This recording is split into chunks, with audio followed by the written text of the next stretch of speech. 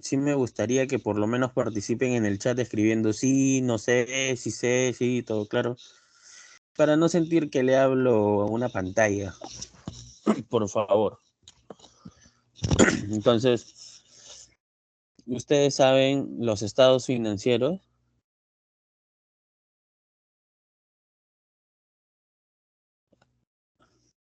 ¿Qué, Un han poco. llevado algún curso de finanzas anterior a este? Matemática financiera. Las finanzas. Matemática financiera. Introfinanzas. Introducción a la finanza. Contabilidad también. Ya, ok. O sea, sí, quiero saber más o menos en qué nivel están, ¿no? Entonces, por ahí algunos sí saben qué son los estados financieros, que son, por ejemplo, ahí Génesis dice que sí. A ver, Génesis, ¿tú me podrías definir brevemente qué es el estado de resultados?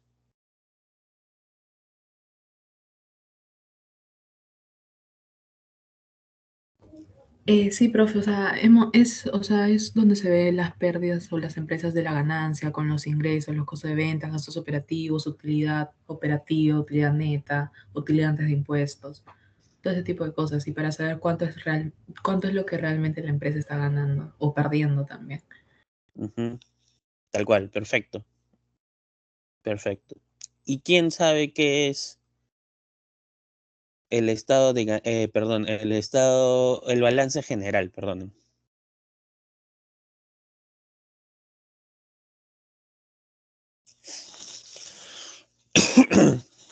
¿Saben qué es el balance general o recuerdan qué es el balance general?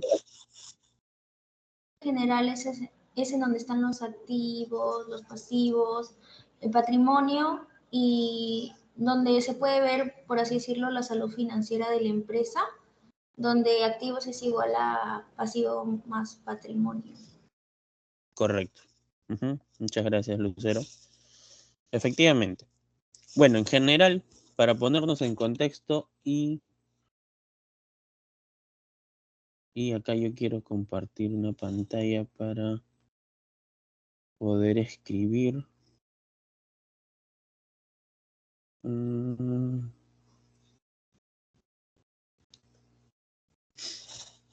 No encuentro la pantalla en blanco para compartir.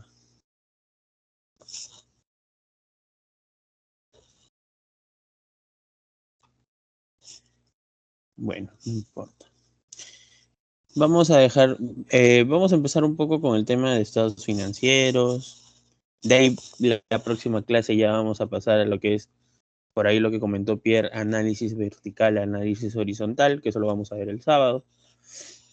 Pero, empezando por los estados financieros. Los estados financieros, digamos, los principales o los cuatro que existen son el estado de resultados, que ya definió Génesis, el balance general, que ya definió por ahí Lucero, tenemos el flujo de efectivo y tenemos el estado de cambios en el patrimonio. El estado de resultados, como bien mencionó Génesis, muestra pues todos los ingresos y los gastos, o mejor dicho, la operatividad de la empresa. Cuánto es lo que está ganando finalmente la empresa. Eso denota el estado de resultados. El balance general lo que muestra es, básicamente, es una imagen a cierto tiempo de la empresa. Y como bien mencionó Lucero, con eso podemos medir la salud financiera. En este balance general tenemos lo que es el activo y por otro lado el activo, que es todo lo que le pertenece a la empresa o a los accionistas, y por el otro lado tenemos el pasivo y el patrimonio, ¿no? Que es todo lo que es deuda, todo lo que le corresponde a los accionistas en general, ¿no? Y ahí siempre se va a cumplir la fórmula de que activo es igual a pasivo más patrimonio, siempre. Los que han llevado contabilidad saben que eso tiene que cuadrar exacto tal cual.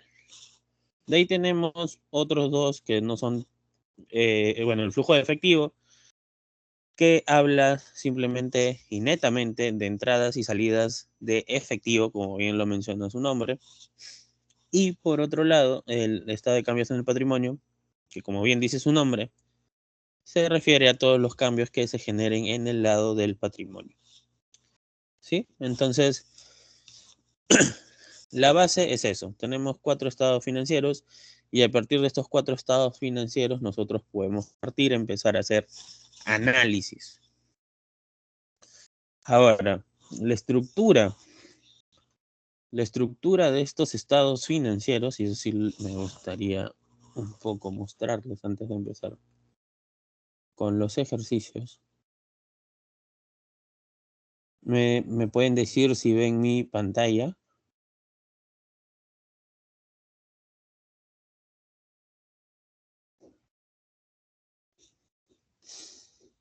¿Se ve la pantalla? Sí, profesor. Ya, perfecto. Entonces, primero, el estado de ganancias y pérdidas, el EGIP, o en inglés P&L, the Profits and Losses. Normalmente este es el nombre con el que más lo conocen. Tiene una estructura muy o bastante conocida, que por ahí la mencionó Génesis, que son las ventas. Tienes el costo de ventas. Y eso te da una utilidad bruta.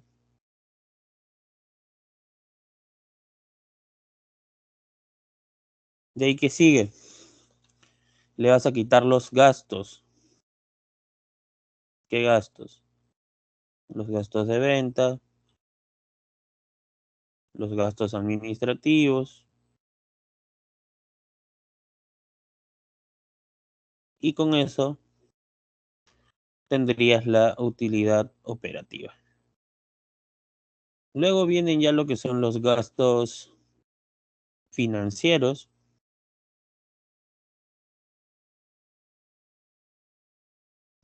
Y con eso ya tendrías la utilidad antes de impuestos a la renta. Tienes luego el impuesto a la renta, que suele ser 30% para prácticas sencillas. Y finalmente tendrías lo que es la utilidad neta.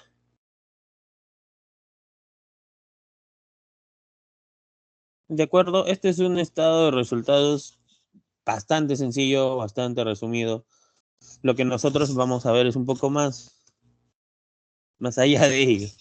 Vamos a expandirnos un poco más. De ahí más adelante vamos a ver lo que es el EBITDA, ¿no? De repente por ahí alguno ha escuchado el EBITDA, que es lo que básicamente en la realidad con eso trabajamos y con eso medimos la gestión y la operatividad de una empresa.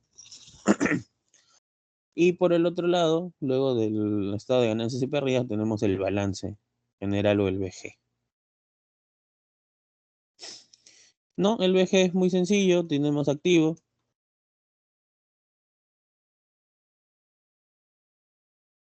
Y tenemos pasivo. Y tenemos patrimonio.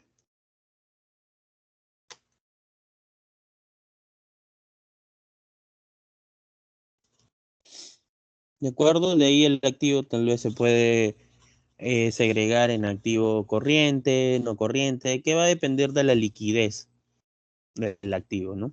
Igual el pasivo se puede ser pasivo de corto plazo o no o corriente, o pasivo de largo plazo o no corriente, según el tiempo de vencimiento de estas deudas, ¿no?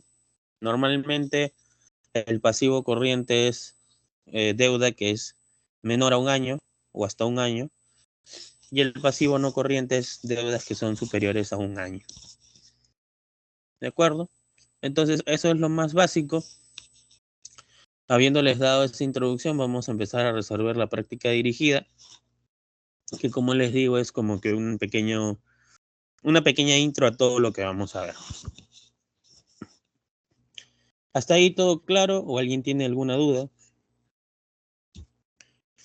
Si alguien tiene alguna duda, sí le agradecería que levante la mano o que me corte y me diga, pucha, no entendí, repítelo por favor, yo no voy a tener ningún problema en poder repetirles lo que no entienden.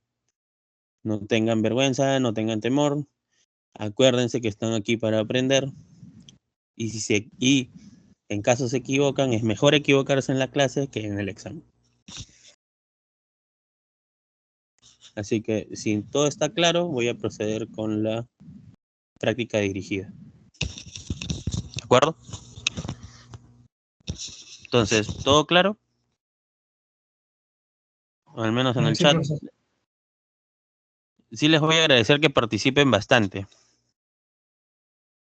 Por lo menos diciendo sí, si se ve, no se ve. Por lo menos eso. Sí les voy a agradecer bastante. Listo. Entonces, les voy a compartir la práctica dirigida.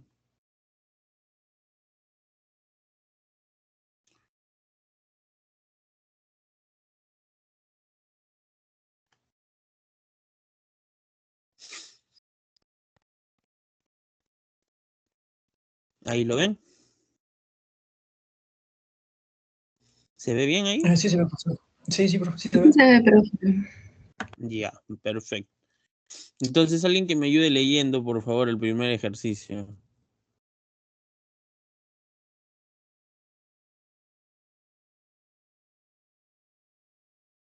¿Quién quiere leer? Ya, yo, profe, una pregunta. ¿Eso está colgado en el aula para descargarlo también? Todavía no lo he colgado, pero no te preocupes que lo voy a colgar para que lo tengan. Ya está, entonces yo lo leo. Ya. Empresa XYZ vende equipos electrónicos. Empresa XYZ comenzó sus operaciones durante julio de 2023 y vendió equipos electrónicos por 180.000 soles en efectivo. Los equipos vendidos por la empresa fueron comprados a crédito por 120.000 soles y entregados por el proveedor durante julio.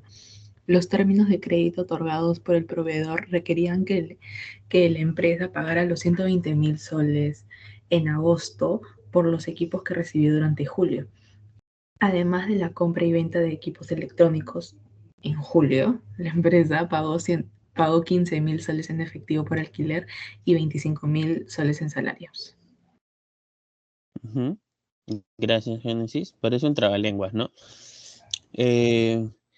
La pregunta es, ¿cuál sería la utilidad de la empresa para julio del 2023 si no ocurrieron otras transacciones? ¿De acuerdo? Entonces, punto más importante, o creo yo, uno de los más importantes a la hora que resuelven un ejercicio de finanzas, es siempre apuntar los datos que les brinde el ejercicio. Entonces, primero, voy a copiar la pregunta, nos vamos a ir a un Excel para trabajarlo ahí.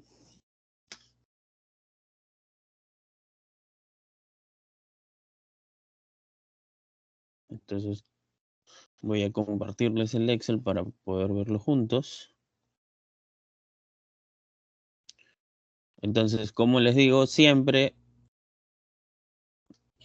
cuando tienen un ejercicio con muchos números, muchos datos, primero es anotar los datos en su hoja de cálculo, en su papel, en lo que fuese.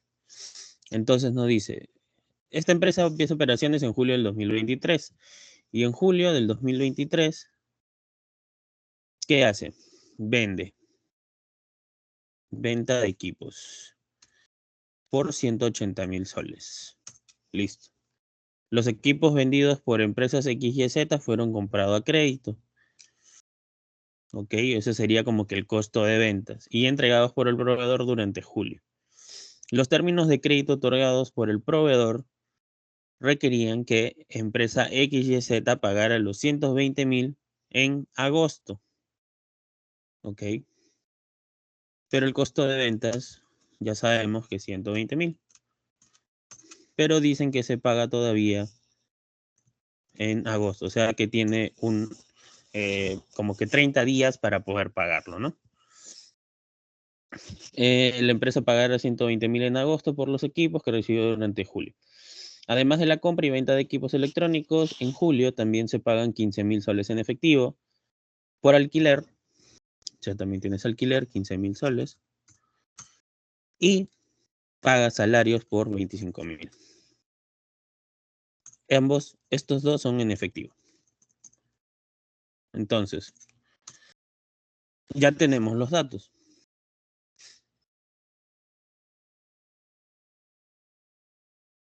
Listo, entonces nos dicen, ¿cuál es la utilidad de la empresa XYZ? ¿Alguien quisiera participar?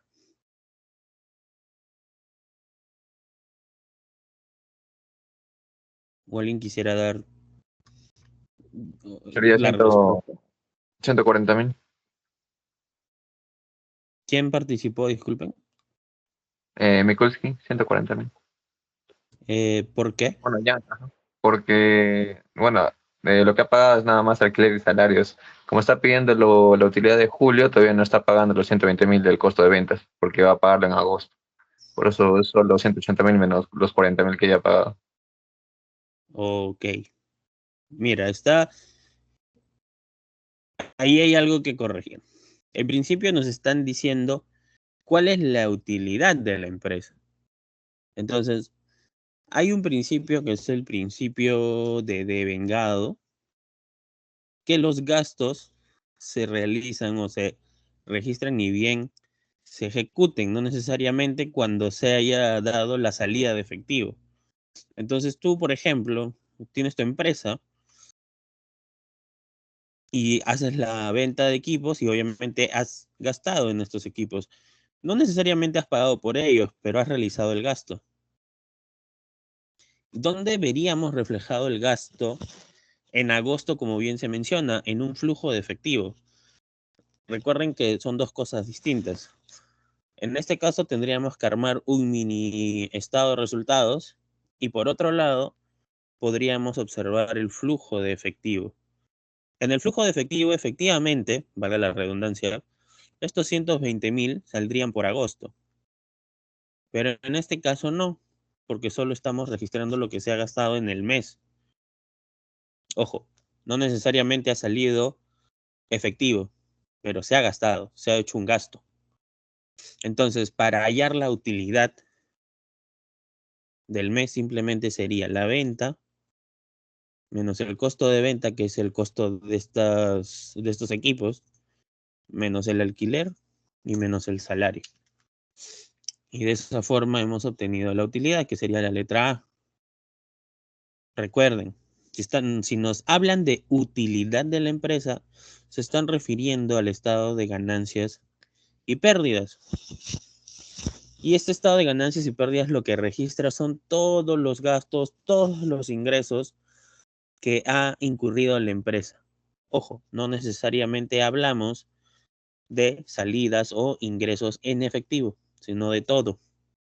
Porque recuerda que tú la venta, de repente no toda la venta la haces al efectivo, no todo lo cobras en efectivo, sino de repente una parte es en tarjetas, otro lo cobras a 30 días.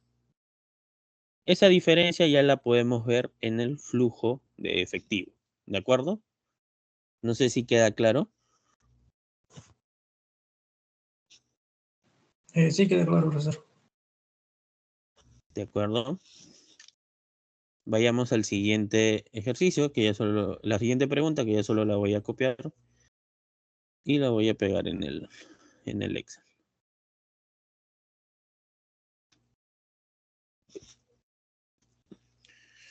La siguiente pregunta que viene del mismo ejercicio es, ¿cuál es el flujo de efectivo de la empresa XYZ para julio del 2023?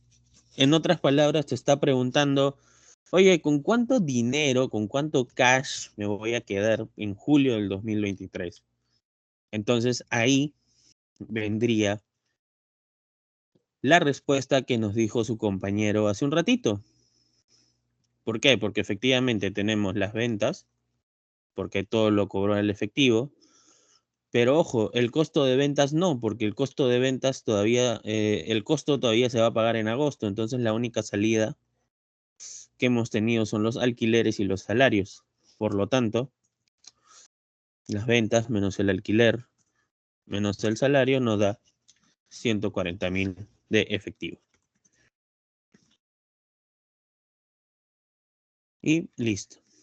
Entonces sería la letra B. ¿Queda claro? ¿Queda claro la diferencia, chicos? Sí, profe.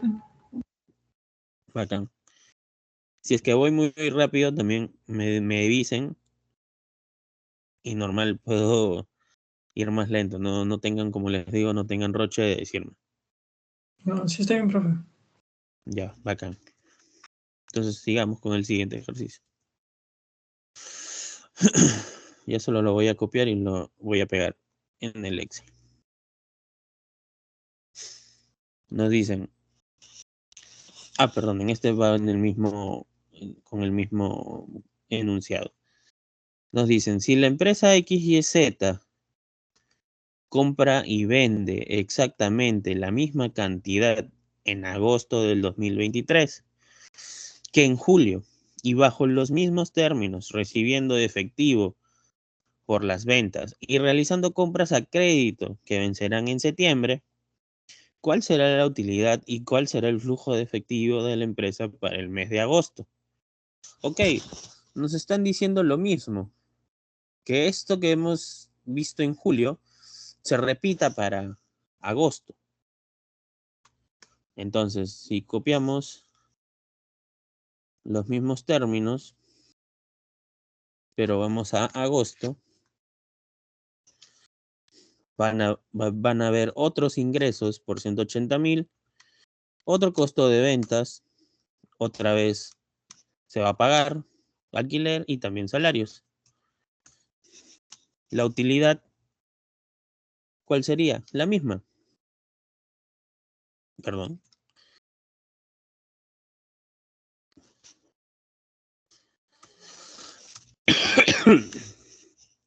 La utilidad sería la misma. Pero, ¿cuál sería el efectivo? Veamos. A ver, tú al siguiente mes en agosto, ok, efectivamente, voy a vender lo mismo, voy a pagar lo mismo de alquiler, voy a pagar lo mismo de salarios, pero ojo, en este mes ya me toca pagar el costo de ventas. Entonces acá voy a tener una salida por 120,000. Esto creo que lo podemos ver mejor si lo ponemos en negativo, porque son salidas de dinero. Y acá le cambiamos el signo o lo sumamos nada más. Y listo. Y acá tienes la salida de dinero del pago de las máquinas. Entonces, ¿cuánto sería tu flujo para agosto? 20,000, la letra C. ¿De acuerdo? Y de esa forma has hallado el flujo de efectivo de la empresa para agosto.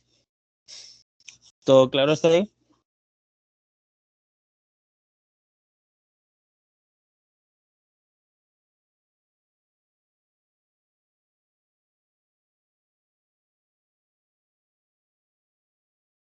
Todo bien, profe. Ya.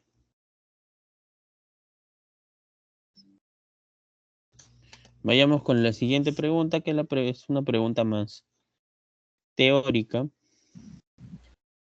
Profesor, Dime. una consulta, entré al Bloomberg, pero en vez de poner el correo UPC puse el Gmail, pero luego lo cambié, pero ahora ya no puedo ya entrar a las clases. ¿Por qué? O sea, no me carga el video. ¿Te has podido registrar a la clase al menos? Sí, o sea, hay un código, ¿sí o no? Sí. Pero pongo el código, pero no me sale nada, ni un video, nada. A ver, después lo vemos, ¿ya? Ya, Después de la clase. Ya, entonces, continuando. La siguiente pregunta nos dice, en el año 2019 se publicó una noticia que revelaba que el auditor independiente de Asiana Airlines había emitido una opinión calificada respecto a sus estados financieros. ¿Cuál de las siguientes afirmaciones describe con mayor precisión la posible reacción del mercado ante esta noticia? hay un auditor, ha dado una opinión calificada y se quiere saber cuál sería la reacción del mercado. Las opciones que nos dan es: el mercado reaccionó positivamente, ya que una opinión calificada generalmente denota que los estados financieros ofrecen una imagen fiel y están presentados de manera justa. Por otro lado, dice: el mercado reaccionó negativamente, ya que una opinión calificada podría suponer una limitación de alcance o excepción a las normas contables. Y la C: el mercado no mostró ninguna reacción, ya que las opiniones de los auditores independientes no afectan en absoluto la percepción del mercado. Acá sí un poco les voy a explicar. Nosotros, bueno, normalmente existen los estados financieros que les he comentado. Las empresas pueden emitirlos con su contador, se lo presentan a SUNAT y listo. Pero ¿qué pasa? También existen normas financieras a nivel internacional, que por ahí lo deben haber escuchado, que son las famosas NIF. NIF o NICS, como se le quiera decir, ¿no? Entonces, todos conocemos acá las Big Four, ¿no? KPMG, Price, EY, que son auditores, ¿no? Entonces son estos auditores que se encargan de revisar los estados financieros de la empresa, siempre y cuando esta empresa quiera emitir estados financieros auditados. Y los auditores, pues, valga la redundancia, auditan, revisan la información financiera y siempre dan un cierto comentario, ¿no? Una opinión. En este caso, una opinión calificada se va a referir en la que el auditor está dando una opinión de que existe cierta limitación o excepción a las normas contables del estado financiero que está auditando. Digamos que, en otras palabras, es una crítica al estado financiero, ¿sí? Por otro lado, también tenemos la opinión no calificada. Esta opinión no calificada va a referirse o se refiere cuando los estados financieros emiten una imagen fiel o están más alineados a las normas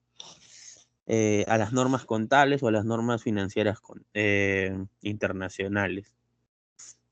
¿De acuerdo? Entonces, una opinión no calificada es cuando tus estados financieros se acercan más a lo aceptado internacionalmente o generalmente, y una opinión calificada es cuando estos no están del todo bien. Por lo tanto, si es una opinión un poco negativa, el mercado también va a reaccionar de forma negativa. Y por lo tanto, la respuesta sería la letra B. ¿Sí? Vayamos a la pregunta 3.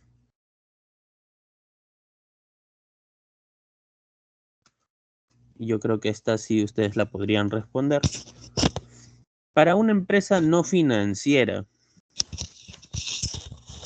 los gastos de depreciación e intereses deben ser incluidos o excluidos en los gastos operativos del estado de resultado. ¿Alguien tiene alguna idea de dónde irían estos gastos? Ojo, es una empresa no financiera.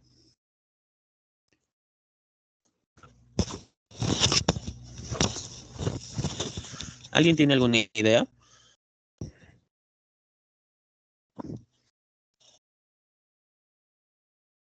¿Dónde irían registrados ambos gastos? O mejor dicho, ¿irían o no irían registrados en los gastos operativos la depreciación y los gastos financieros?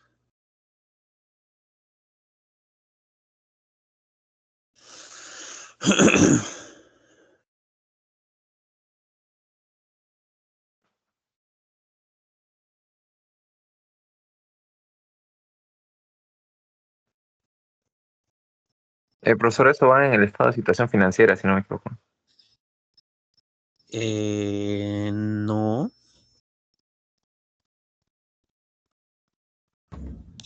ahí creo que te estás equivocando con la depreciación acumulada. Eso es lo Ajá, que eso me va. refería. Eso es lo que va en el estado de situación financiera, pero recuerda que mensualmente un activo se deprecia, se genera un gasto de depreciación mensualmente. Eso es lo que va en el estado de resultados.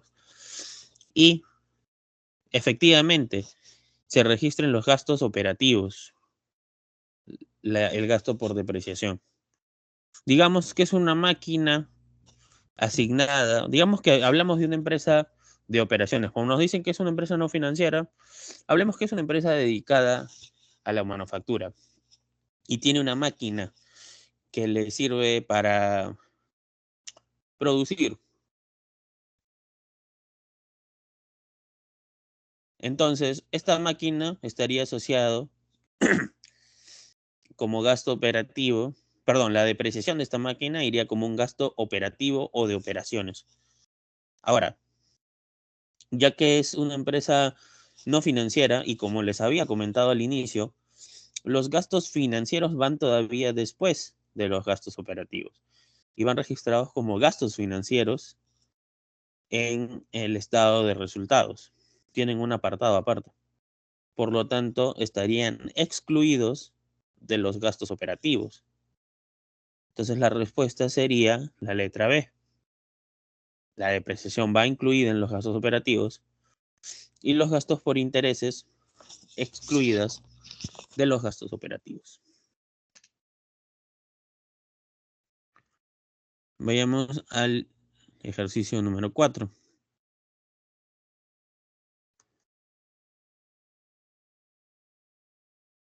Y creo que ese también es bastante sencillo. A ver si me pueden ayudar resolviéndolo. Dice, Monival dispone de la siguiente información relacionada con las ventas de sus productos durante su primer año de operación en el 2022. Nos dan los ingresos por ventas, las devoluciones por productos vendidos, el efectivo recibido y el costo de ventas.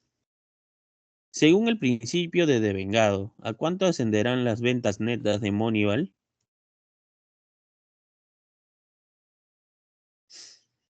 ¿Alguien me quiere dar su respuesta?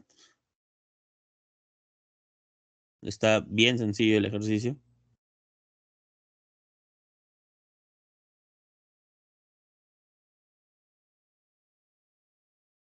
Nos están pidiendo las ventas netas.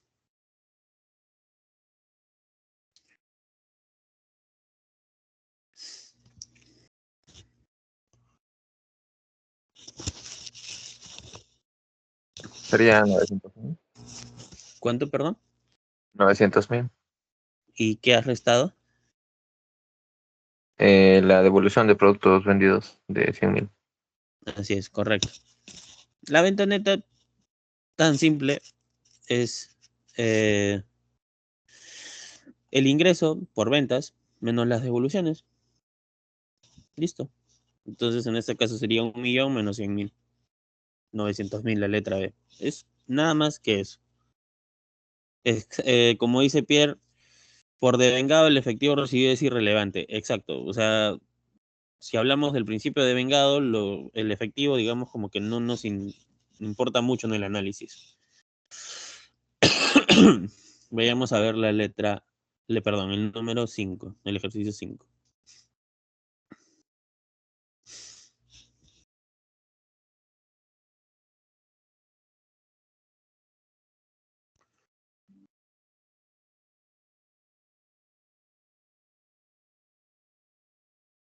Veamos, dice, Nomadex vende artículos por internet para particulares en régimen de consignación. Nomadex recibe los artículos del propietario, los pone a la venta en internet y recibe una comisión del 25% por los artículos vendidos. Nomadex cobra el importe íntegro al comprador y paga al propietario el importe neto después de la comisión. Los artículos no vendidos se devuelven al propietario transcurridos 90 días. Y en el 2022, Nomadex dispone de la siguiente información. El precio de venta total de los artículos fue de 2 millones y el total de las comisiones retenidas por Nomadex por estos artículos fue de 500.000. ¿Cuántos ingresos debe declarar Nomadex en su cuenta de resultados 2022? Esta también está bien sencilla. Un poco engañosa, pero está bien sencilla. ¿Cuánto creen ustedes que debe declarar Nomadex como ingreso?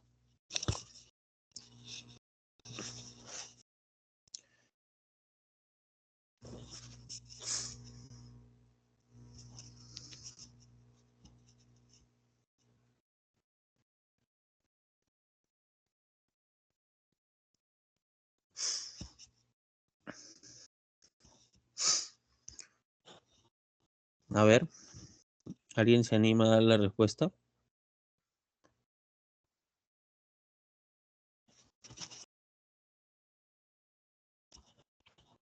Sería igual 2 millones. No, en este caso no. ¿Qué pasa? ¿Y por qué no sería? ¿Qué dice sobre Nomadex? Que se dedica a vender artículos por internet para particulares en régimen de consignación y que solo cobra, o mejor dicho, recibe solo el 25% de los artículos vendidos. Entonces, Nomadex solo cobra el importe íntegro al comprador y el resto lo paga al propietario, a quien es el dueño de los artículos. Entonces, en otras palabras, solo se dedica a vender el productito este.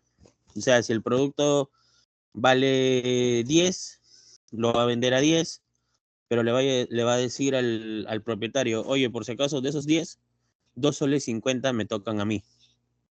Entonces, finalmente, como ingreso neto, ¿qué es lo que va a tener Nomadex?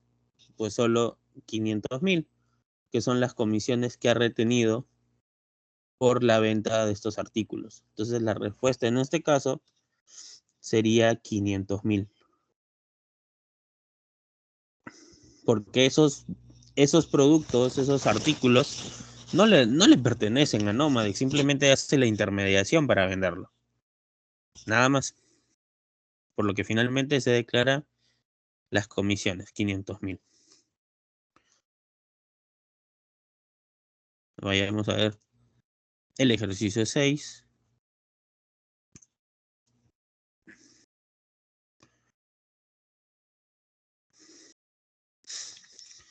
Que es teórico, la verdad. Que nos dice, ¿no? Tenemos el balance de Century Company.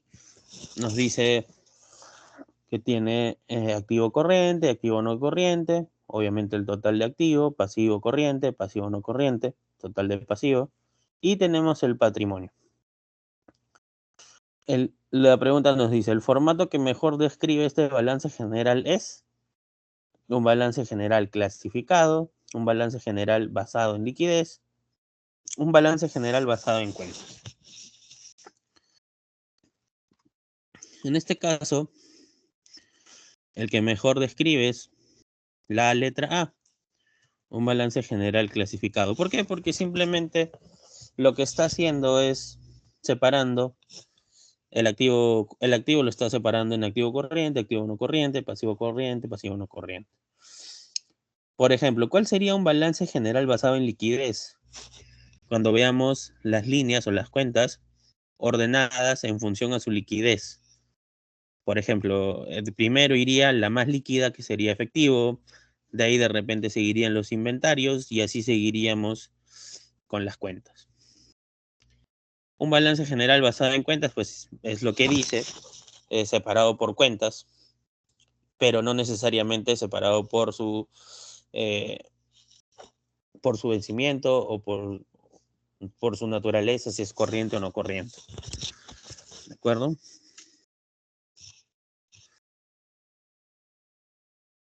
Ya casi estamos terminando. El número 7 nos dice, una empresa tiene un pasivo total de 35 millones de libras esterlinas y unos fondos propios totales de 55 millones de libras esterlinas. En un análisis vertical, el pasivo total está representado por un porcentaje más cercano a... Y aquí, ¿cómo podemos resolver esta pregunta? Acuérdense de su fórmula, ¿no? Que activo es igual a pasivo más patrimonio. Nos están diciendo acá que el pasivo es igual a 35 millones. Y los fondos propios o el patrimonio, 55 millones.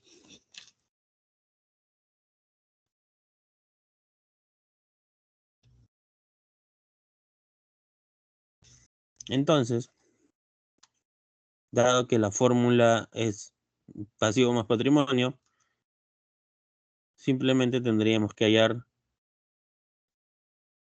el activo, que vendría siendo la suma. Listo. Pero lo que nos dicen es, el pasivo total está representado por un porcentaje más cercano a... Entonces ahí lo que tenemos que hacer es simplemente dividir 35, o sea, el pasivo total, sobre nuestros activos, ¿no?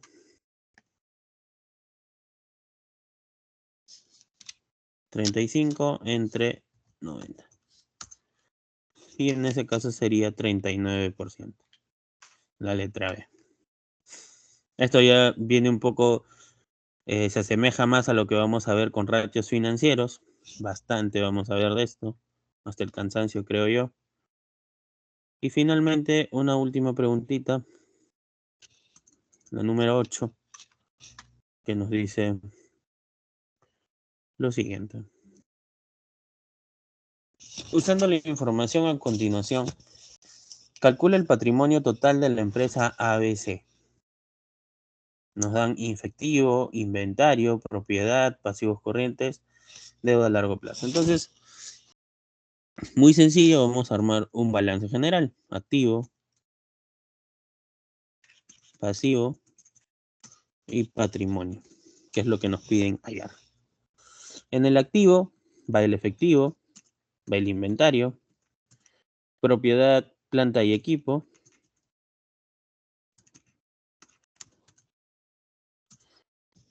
En el pasivo van los pasivos corrientes o pasivo de corto plazo y deuda de largo plazo o pasivo no corriente. Entonces, simplemente pasamos los datos. Tenemos 10 millones de efectivo, 5.5 millones de inventarios, 35.15 millones de propiedades, pasivo corriente 8.5 y deuda de largo plazo 14.65. Entonces, el total de activo,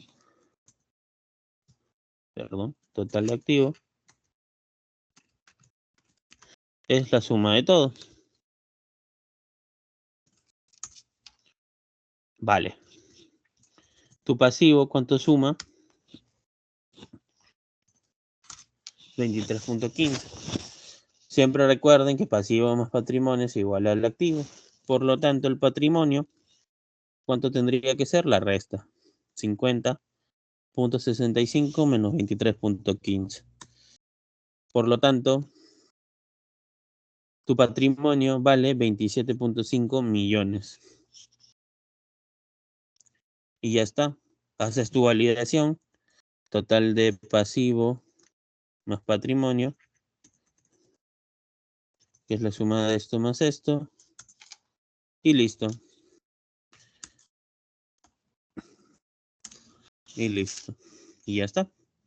De esa forma, más allá del patrimonio de la empresa. Y eso sería, chicos.